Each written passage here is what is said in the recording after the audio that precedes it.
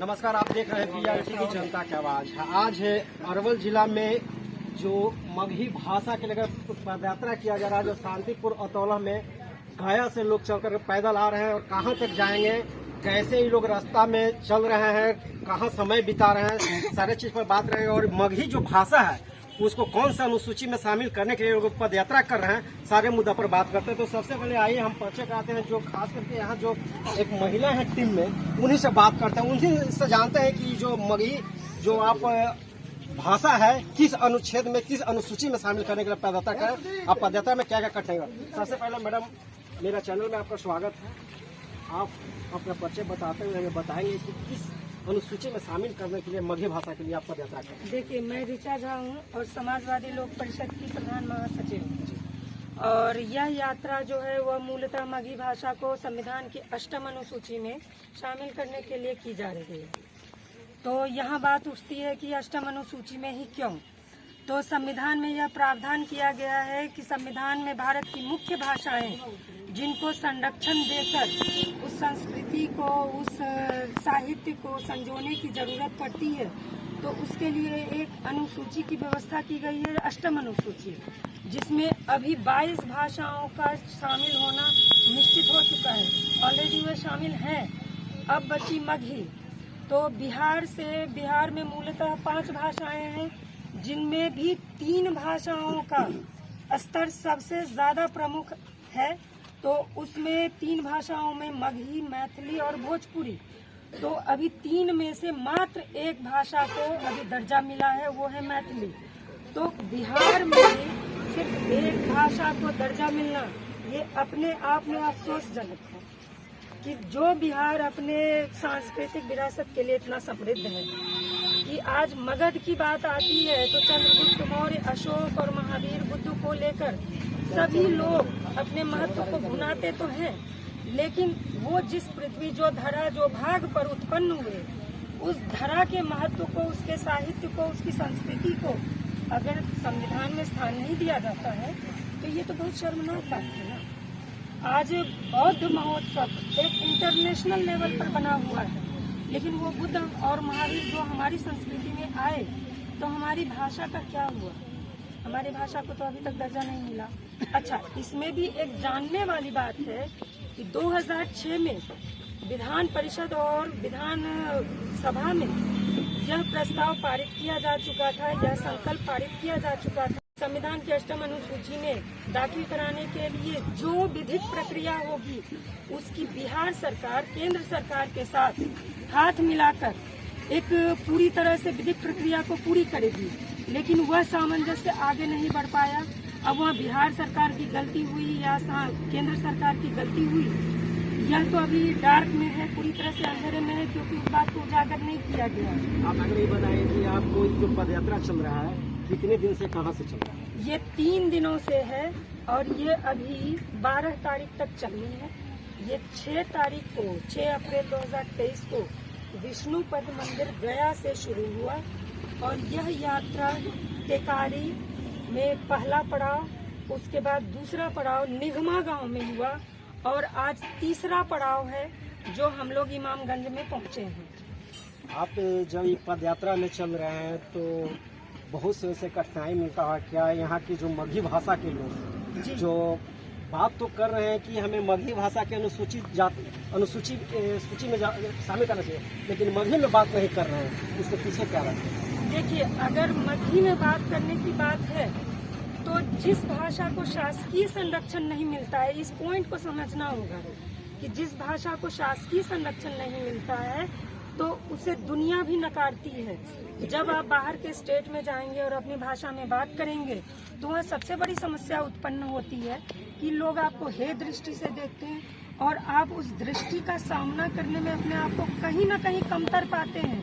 तो आप अपनी भाषा और अपने साहित्य पर टिके तो नहीं रह पाते हैं, आप उनके भाषा और साहित्य में अपने आप को एडजस्ट कर लेते हैं। आप अपनी मगही को भूल जाते हैं, लेकिन आप बंगाल जाएंगे और वहाँ अगर आप अपने वर्किंग फील्ड में काम करेंगे तो वहाँ पर आप बंगाली सीखने के लिए मजबूर हो जाएंगे।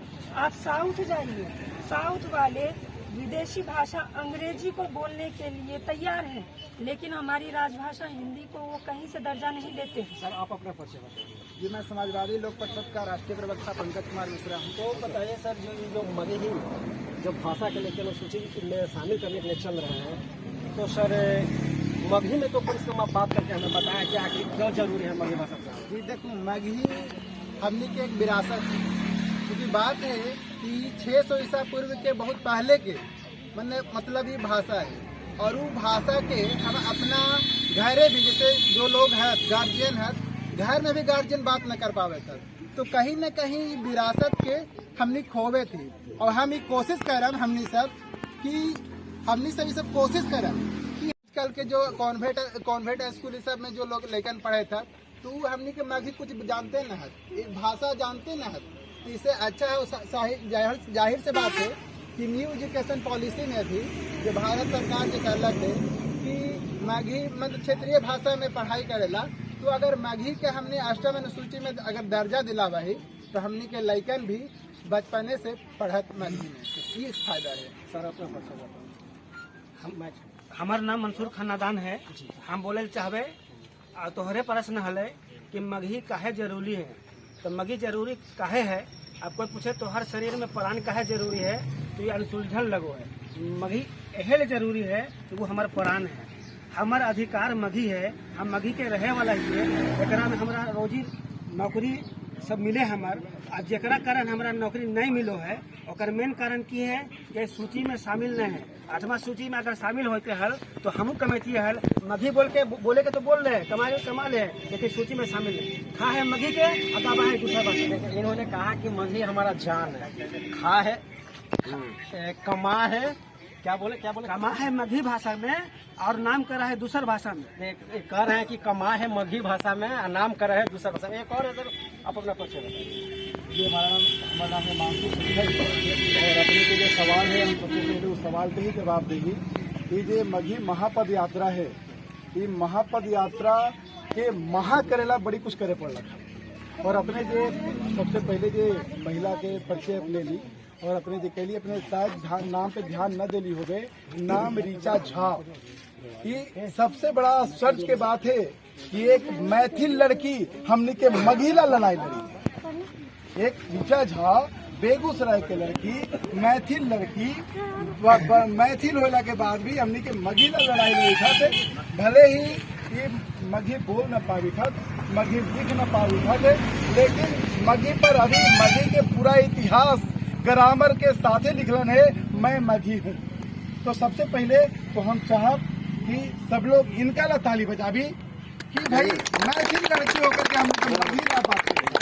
दूसरा चीज है कि अभी बहुत बड़का चीज है कि आखिर का जरूरत पड़ गई कि एक मैथिल के भी मगहीला लड़े पड़े। बताएंगे सर कि आपका जो पदयात्रा है, आपका जो पदयात्रा है यहाँ से पटना तक के आप सफर तय करेंगे जी, तो उस सफर के दौरान सर क्या कठिनाई जो झेल रहे हैं आप लोग, चल रहे हैं, क्या गांव के सपोर्ट मिल रहा है? बहुत सहयोग मिली थे। जब से हम विष्णु पथ से 6 तारीख के जब विष्णु पथ से हम कार्यक्रम चालू कैली, ठेठ भाषा में हम बात करी तो हमने के पेट खराब हो गया। जौन जगह से हमने पार करी थी वहीं पर हमने के चाय नाश्ता और खाना मिली थे। लोग के ये कहना हुआ है कि मगहीला लोग के सपोर्ट न है, हमारे कहना है कि मगही में सबके सपोर्ट है, खाली लोग के बतावे के जरूरत है। हमार कहना है सभी लोग के सपोर्ट है, लेकिन लोग के बतावे के है। हमें तो बोलने नहीं आ रहा है मगही भाषा, लेकिन और उनसे भी जाना। सर अपना परिचय बताएंगे। मेरा नाम कौशल कुमार जी। तो कौशल जी, आप प्रॉपर कहाँ के रहे? मैं गलेर प्रखंड के मसदपुर के ऐसे रहने वाले हूँ, लेकिन मैं शांतिपुर में अभी अपना बिजनेस करते हैं। और खास करके जो हमारे शुभचिंतक मगही समाज के जो आवत हलथिन लोग, तो इन लोग के स्वागत में हमने अखिया बिछैले हैं, ठीक ना। और ये जान के अपार खुशी होलई कि हमनी के विरासत के भाषा मगही के आज कोई आवाज बुलंद करे लगी, इतना अपार जन समर्थन आगे अलई। एकरा से आवे वाला पीढ़ी के सहूलियत होता है, जानता है कि मैथिली मगही भाषा का होगा है। ऐसा तो सब भाषा है, लेकिन सब भाषा कुछ तो कानूनन जैसे कि यह है, लेकिन कोई व्यावसायिक भाषा है, कोई सामाजिक भाषा है, लेकिन जो हमने के मगही भाषा है ये सबसे प्यार भरी भाषा है। ये प्यार के जैसे कि वो मैंने प्यार के सबसे बड़ा उदाहरण है मगही भाषा। देखिए इन्होंने बताया कि प्यार के सबसे बड़ा उदाहरण है। और फिर से हम उनसे बात करें कि आप अपना फिर से बताइए तो कहाँ से आए हैं? मैं बेगूसराय से आई हूँ। ये बेगूसराय के एक महिला है जो कि मगही भाषा के लिए जो ये संघर्ष कर रहे हैं, ये धूप में चिलचिलाते के धूप में चल रहे हैं। ये अपने आप में एक गौरव की बात है कि एक महिला होकर के मगही भाषा के लिए जो संघर्ष कर रहे हैं। हम चाहते हैं कि अगर इनके साथ में 2-4 टीम और महिला के होता, 10 महिलाएं और होती तो और इनको मनोबल बढ़ता। अब देख रहे थे BRJ टीवी जनता के आवाज में अखिलेश कुमार दिलीप जी के साथ।